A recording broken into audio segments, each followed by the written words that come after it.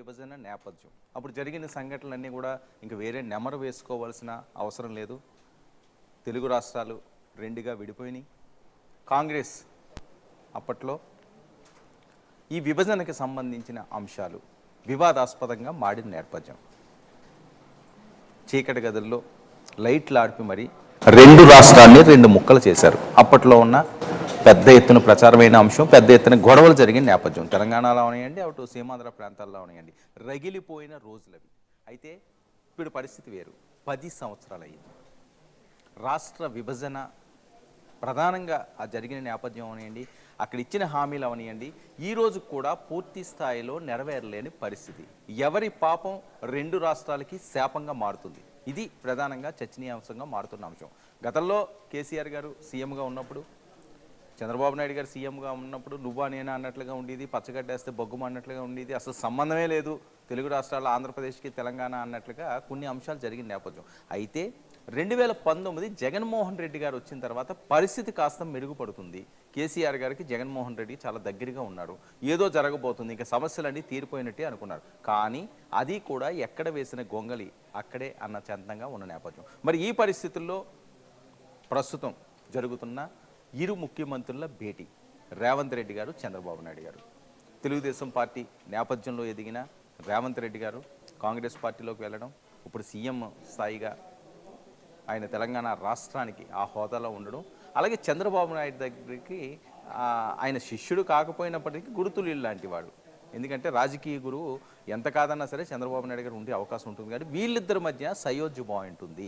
ఖచ్చితంగా ఈసారి పరిష్కారం అవుతుంది. అయితే ఏంటి పరిష్కారాలు? 10 సంవత్సరాల నుంచి అపరిష్కృతంగా ఉన్న అంశాలన్నింటినీ కూడా ఇప్పుడు ఏం పరిష్కరించాలి, ఏం పరిష్కారం చేయాల్సిన అవసరం ఉంది? ఇందులో ప్రధానంగా ప్రజాభవన్లో మనం ఎక్స్క్లూజివ్గా విజువల్స్ చూస్తున్నాం. ఇరువురు ముఖ్యమంత్రులు భేటీ అయ్యారు. సుమారు గంట నుంచి 2 గంటల పాటు ఈ భేటీ ఉండే అవకాశం ఉంటుంది. అయితే ఈ భేటీకి తెలంగాణ సీఎంతో పాటుగా బట్టి విక్రమార్క, పొన్నం శ్రీధర్, అంటే తెలంగాణ రాష్ట్రం నుంచి సీఎంతో పాటుగా 3 మంత్రులు, ఆంధ్రప్రదేశ్ నుంచి సీఎంతో పాటుగా 3 మంత్రులు ఈ భేటీలో పాల్గొనడం జరుగుతుంది. ఇక ఏపీ నుంచి చంద్రబాబు నాయుడు గారితో పాటుగా కందుల దుర్గేష్, సత్యప్రసాద్, బీసీ జనార్దన్ రెడ్డి, అలాగే ఇరు రాష్ట్రాల సీఎస్లు కూడా ఇందులో ప్రధాన భూమిక పోషించడం జరుగుతుంది. అయితే ఇందులో ఉన్న ప్రధాన అంశాలని ఒకసారి మనం పరిశీలిద్దాం. ప్రధానంగా షెడ్యూల్ 9-10లోని సంస్థల విభజనపై ముఖ్యంగా చర్చ జరిగే అవకాశం అయితే స్పష్టంగా కనిపిస్తున్నది. అలాగే విద్యుత్ బకాయిలపై చర్చించనున్న చంద్రబాబు నాయుడు గారు, అలాగే రేవంత్ రెడ్డి గారు. ఎందుకంటే విద్యుత్తుకు సంబంధించి కూడా, విద్యుత్ అవనియండి, లేకపోతే కృష్ణా జలాలు అవనియండి, ఇవన్నీ కూడా చాలా వివాదాస్పదంగా మారుతున్న నేపథ్యం గత 10 సంవత్సరాల నుంచి. కానీ ఎక్కడో దగ్గర ఎవరో ఒకరు ఒక అడుగు వేయాలి, అడుగు పూర్తి స్థాయిలో ప్రజారంజకంగా సాగాలి. కాబట్టి ఇరువురు ముఖ్యమంత్రులు కూడా మంచి పరిచయాలు, మంచి సంబంధాలు ఉన్న వ్యక్తులు కాబట్టి సామరస్యంగా ఈ సమస్యలన్నీ కూడా ఇప్పటికైనా పరిష్కారం అవుతుందని చెప్పి ఇటు తెలంగాణ ప్రజలు అవనియండి, ఆంధ్రప్రదేశ్ ప్రజలు అవనియండి ఎంతో ఆశగా ఎదురు చూస్తున్న నేపథ్యం. అయితే 9వ షెడ్యూల్లో పెండింగ్లో 23 సంస్థల పంపిణీ అనే అంశం మాత్రం చాలా కీలకంగా ఇక్కడ మనం చూడబోతున్నాం. మరొక వైపు 10వ షెడ్యూల్లో ఉన్న అంశాలు ఏంటి? పెండింగ్లో 30 సంస్థల పంపిణీ, అంటే సుమారు 53 సంస్థల పంపిణీలకు సంబంధించి కీలకమైన నిర్ణయాలు ఈరోజు ఇరు ముఖ్యమంత్రులు తీసుకోవాల్సిన అవసరం ఉంది. ఆ పంపకాలు ఏ రకంగా చేయాల్సిన అవసరం ఉంది? ఇదంతా కూడా ఆల్రెడీ ఇద్దరికీ కూడా ఒక అవగాహన ఉంది. తెలంగాణ రాష్ట్రం మీద ఖచ్చితంగా రేవంత్ రెడ్డి గారికి పూర్తి అవగాహన ఉన్న వ్యక్తి, అలాగే తెలుగు రాష్ట్రాల మీద పూర్తి అవగాహన, అనుభవం ఉన్న వ్యక్తి చంద్రబాబు నాయుడు గారు కూడా కావడంతో పెద్దగా వీటిల్లో సమస్యలు ఏమి ఉండవు అనే భావించాలి. ఇక విభజన చట్టంలో ప్రస్తావన లేని సంస్థల విభజన, ఇది కూడా చాలా కీలకమైన అంశం. విభజన చట్టంలో కొన్ని పొందుపరిచారు కానీ కొంత పొందుపరచలేని పరిస్థితి. ఎందుకంటే ఆల్ ఆఫ్ సడన్గా ఇంకా టైం ఉంది, ఇంకా విభజన కాదు అని అప్పట్లో అనుకునే పరిస్థితి. కానీ తెలంగాణలో ఉన్న ఉద్యమం దేశవ్యాప్తంగా అది ఒక్కసారిగా ఫైర్ అవడంతో ఇంకేమీ చేయలేని పరిస్థితుల్లో కాంగ్రెస్ పార్టీ తప్పని పరిస్థితుల్లో ఆ రోజు విభజన చేయాల్సిన వచ్చింది. కానీ అప్పటికప్పుడు ఆల్ ఆఫ్ సడన్గా చేశారు కాబట్టి రాత్రికి రాత్రి ఈ తంతు జరిగింది కాబట్టి కొన్ని అంశాలు ఇందులో పొందుపరచలేని పరిస్థితి. అప్పుడు ఎవరు అడిగే పరిస్థితి కూడా లేదు. తెలంగాణ రాష్ట్రానికి అన్యాయం జరుగుతుందా, ఆంధ్రప్రదేశ్ రాష్ట్రానికి అన్యాయం జరుగుతుందా అని అంత డీప్గా వెళ్ళి చర్చలు జరిగిన విభజన కాదు ఇది. సడన్గా జరిగిన నేపథ్యంలో చాలా అంశాలన్నీ కూడా రెండు రాష్ట్రాలకి ఇబ్బందికరంగా మారిన నేపథ్యం. అయితే కీలకమైన ఈ భేటీలో నీటి వాటాల పంపిణీ జోలికి వెళ్ళని ప్రభుత్వాలు. నీటి వాటాలకు సంబంధించి దీనికి ఒక ట్రిబ్యునల్ ఉంటుంది కాబట్టి దీంట్లో దూరే పరిస్థితి అయితే కనిపించట్లేదు. దీన్ని పక్కన పెట్టి మిగతా ఏవైతే ఇద్దరు సీఎంల వల్ల పరిష్కారం జరిగే అంశాలు ఏవైతే ఉంటాయో వాటి మీద మాత్రం ప్రధానంగా దుస్సారించే అవకాశం అయితే కనిపిస్తున్నది. మరొకటి ఏపీఎస్ఎఫ్సి విద్యుత్ బకాయిలు, ఉద్యోగుల మార్పిడి, వృత్తి పన్ను పంపకం.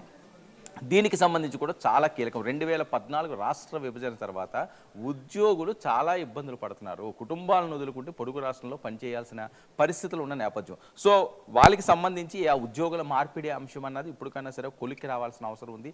చాలామంది 10 సంవత్సరాలుగా ఆశగా ఎదురు చూస్తున్న నేపథ్యం.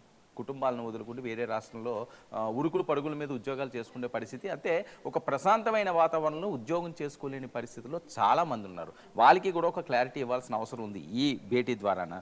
మరొక వైపు హైదరాబాద్లోని భవనాలను తిరిగి అప్పగింత అనే అంశం కూడా చాలా ముఖ్యంగా ఇక్కడ మన ప్రస్తావనలోకి వస్తుంది.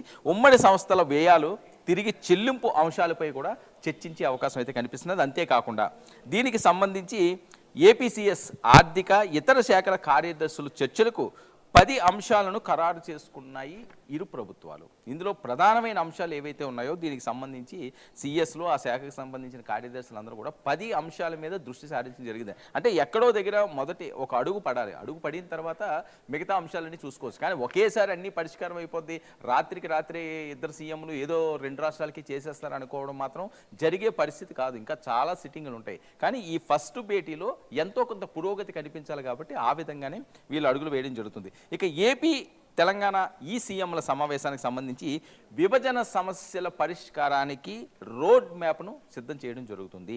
అంతేకాకుండా ఉమ్మడి ఎజెండాపై కలిసికట్టుగా పోరాడే అవకాశం కూడా ఉండాలి. ఎందుకంటే ఈ 2 రాష్ట్రాల అంశాలనే కాకుండా ఈరోజు కేంద్రంతో కూడా కొన్ని సాధించుకోవాల్సిన అవసరం ఉంది.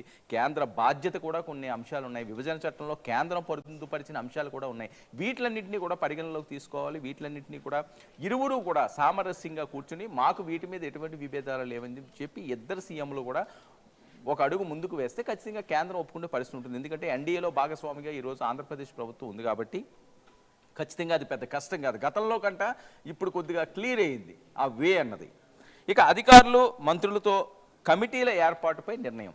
అంటే ఈ ఒక్క అంశమే కాకుండా దీనికి సంబంధించి ఇన్ ఫ్యూచర్ కూడా ఏ ఇబ్బంది లేకుండా అధికారులు మంత్రులతో ఒక కమిటీ వేసి ఏది అమలు అవుతాయి, ఏవి అమలు కావు అనే దాని మీద పూర్తి స్థాయిలో దృష్టి సారించాల్సిన అవసరం ఉంది. మరొక వైపు హక్కుల సాధన కోసం ఈ రోడ్ మ్యాప్ అనే అంశం అన్నది చాలా కీలకంగా మారబోతుంది. తెలంగాణ పోరాటానికి ఉమ్మడి పోరాటానికి సంబంధించి తెలంగాణ అవనియండి, ఆంధ్రప్రదేశ్ అవనియండి ఒక ఉమ్మడి ప్రతిపాదన చేయాల్సిన అవసరం ఉంటుంది. అంతేకాకుండా విభజన చట్టంలోని అంశాలే చర్చించాలని తెలంగాణ యోచన. ఇక్కడ ఒక చిన్న మెలిక మనకు కనిపిస్తుంది. విభజన చట్టంలో ఏవైతే అంశాలు ఉన్నాయో అవి మాత్రమే ప్రస్తావించాలన్నది తెలంగాణ రాష్ట్ర ప్రభుత్వ అభిప్రాయం.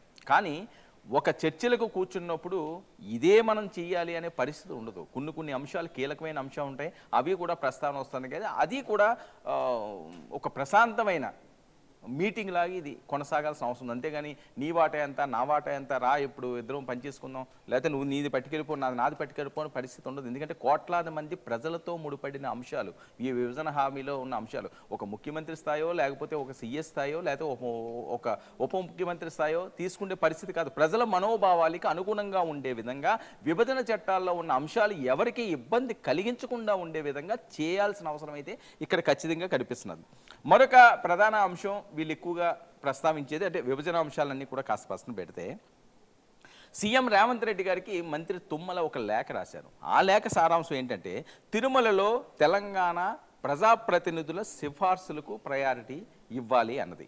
అంతేకాకుండా ప్రాధాన్యం ఇచ్చేలా ఇమ్మీడియట్గా చర్యలు తీసుకోవాలి అన్నది. అంటే తెలుగు రాష్ట్రాలుగా శ్రీ వెంకటేశ్వర స్వామి ఒక ఆంధ్రప్రదేశ్కో లేకపోతే ఆంధ్రప్రదేశ్లో ఉన్న ఆ 13 జిల్లాల వాసులకో లేకపోతే మిగతా జిల్లాల వాసులకో మిగతా ప్రాంత వాసులకో మిగతా నియోజకవర్గాలకే దేవుడు కాదైనా ప్రపంచవ్యాప్తంగా వెంకటేశ్వర స్వామి దేవుడు. అలాగే తెలుగు రాష్ట్రాలు గతంలో ఎక్కువ వెంకటేశ్వర స్వామి భక్తులు ఉన్నారు కాబట్టి లక్షలాది మంది కోట్లాది మంది వాళ్ళు మనోభావాలకి ఇబ్బంది కలగకుండా ఉండేటట్లుగా వాళ్ళు ప్రశాంతంగా ఎవరైనా అధికారులు వెళ్ళినా లేకపోతే వాళ్ళ లెటర్స్ ఏమైనా వెళ్ళినా సరే ఆ సిఫార్సులు చేయి మంచి దర్శనాలు ఇప్పించే విధంగా కూడా చర్యలు చేపట్టాలి. అంతేకాకుండా ఇంకోటి కూడా వీళ్ళు ప్రధానంగా కోరుతున్నారు, అది కొద్దిగా కీలకంగా మారే పరిస్థితి ఉంటుంది.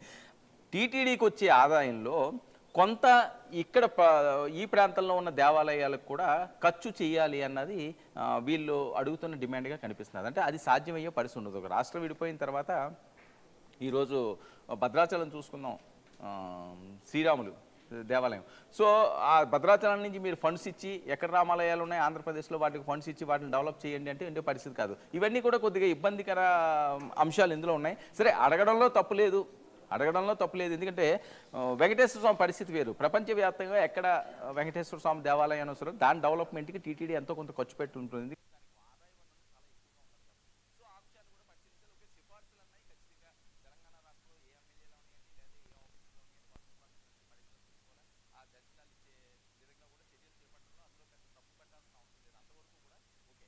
అయితే ఇవాళ సమావేశంలో మరో ముఖ్య అంశం, ఏపీలో కలిపిన 7 మండలాలకు తిరిగి కోరే అవకాశం అయితే స్పష్టంగా కనిపిస్తున్నది. ఎందుకంటే భద్రాచలం అనే అంశం అన్నది, పోలవరానికి ముడిపడిన అంశం అన్నది, ఇది చాలా కీలకంగా ఎన్నో సంవత్సరాల నుంచి నలుగుతున్న అంశం.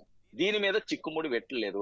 ఆనాడు 2014లో రాష్ట్ర విభజన నేపథ్యంలో ఆ 7 మండలాలను ఆంధ్రప్రదేశ్ లో కలపకపోతే నేను సీఎం గా కుర్చీలో కూర్చోనని చెప్పి చంద్రబాబు నాయుడు గారు అప్పుడు మాట్లాడిన పరిస్థితి. సో ఇమ్మీడియట్ గా 7 మండలాల్ని ఆంధ్రప్రదేశ్ లో కలిపిన నేపథ్యం. సో దానివల్ల ఒక 5 గ్రామాలు 7 మండలాలు ఈ చిచ్చు మాత్రం అప్పటి నుంచి కొనసాగుతూనే ఉంది. ఆ ప్రాంత భాషలో కూడా చాలా ఇబ్బంది పడే పరిస్థితి లేదు.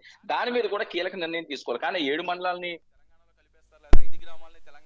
చేస్తారన్నది అది సాధ్యమయ్యే పది కాదు. అది ఆల్రెడీ అయిపోయిన దాన్ని ఇంకా మళ్ళీ దాన్ని తీసుకొచ్చి దానికి వేరే దానికి ముడి పెడితే అది వేరే రకంగా వెళ్లే పరిస్థితి ఉంటుంది. కాబట్టి ఈ భేటీల్లో అలాంటి కీలక అంశాలు కానీ వివాదాస్పద అంశాలు కానీ తీసుకొచ్చే అవకాశం అయితే ఉండకూడదు అని చాలా మంది మాట్లాడే పరిస్థితి. మరొక వైపు ఏపీలోని తీర ప్రాంతంలో తెలంగాణకు వాటా అడిగే ఛాన్స్. సుదీర్ఘమైన తీర ప్రాంతం ఆంధ్రప్రదేశ్ లో, దేశంలోనే ఒక మార్కున్న తీర ప్రాంతం. ఎక్కడ ఇచ్చాపురం నుంచి తడ వరకు సుదీర్ఘమైన తీర ప్రాంతం ఉన్న ప్రాంతం ఆంధ్రప్రదేశ్ రాజధాని. అయితే అందులో సంబంధించి ఆ తీర ప్రాంతంలో కొన్ని పోర్ట్లు ఏమన్నా వీళ్ళు అడిగే అవకాశం ఉంటుంది ట్రాన్స్పోర్టింగ్ సంబంధించి. అంటే తెలంగాణకి ఆనుకుని ప్రాంతంలో నెల్లూరు ప్రాంతం వస్తుందేమో, అంతకు మించి వీళ్ళు లాంగ్ వచ్చే పరిస్థితి ఉండదు. అది విశాఖపట్నం లేకపోతే బందర్ పోర్ట్ లో ఇటుపక్క వచ్చే పరిస్థితి ఉండదు. నెల్లూరు లాంటి ప్రాంతంలో ఈ ట్రాన్స్పోర్టింగ్ ఏమైనా అనువుగా ఉండే విధంగా అందులో దూరే అవకాశం ఉంటుంది ఏమో అని చెప్పి మాట్లాడుతున్నారు. ఇందులో ప్రధానంగా నేను ముందుగా ప్రస్తావించినట్టుగా కృష్ణపట్నం, మచిలీపట్నం, గంగవరం పోర్టుల్లో భాగం కావాలన్నది వీళ్ళ డిమాండ్. మరి పోర్టుల్లో భాగం ఇచ్చే పరిస్థితి ఉంటుందా తెలంగాణ రాష్ట్రానికి అన్నది కూడా చాలా కీలకమైన అంశం. ఇది కీలకమైన డిమాండ్ కూడా వాళ్ళు పెట్టిన డిమాండ్ లో. అంతేకాకుండా కృష్ణా జిల్లాలో తెలంగాణకు 558 టీఎంసీలు కేటాయించాలి. ఇది కృష్ణా జలాల అంశం అన్నది ఇప్పుడు కాదు. ఎన్నో ఏళ్ల బట్టి ఈ వివాదం కొనసాగుతూనే ఉంది. సో ఈ నేపథ్యంలో కృష్ణా జలాలు ఆ ట్రిబ్యునల్ చూసుకోవాల్సిన అంశం కానీ ఇది వీళ్ళిద్దరు ముఖ్యమంత్రులు దీని మీద ఎవరు ఎలాంటి హామీలు ఇచ్చినా లేకపోతే ఎవరు ఎలాంటి డిమాండ్స్ పెట్టినా సరే అది ఇబ్బందికర పరిస్థితులు అవుతుంది. కాబట్టి ఇది కూడా చాలా కీలకంగా ఉన్న అంశం. మరొక వైపు తెలంగాణ విద్యుత్ సంస్థలకు ఏపీ ప్రభుత్వం 24,000 కోట్ల బకాయిలు చెల్లించాలి.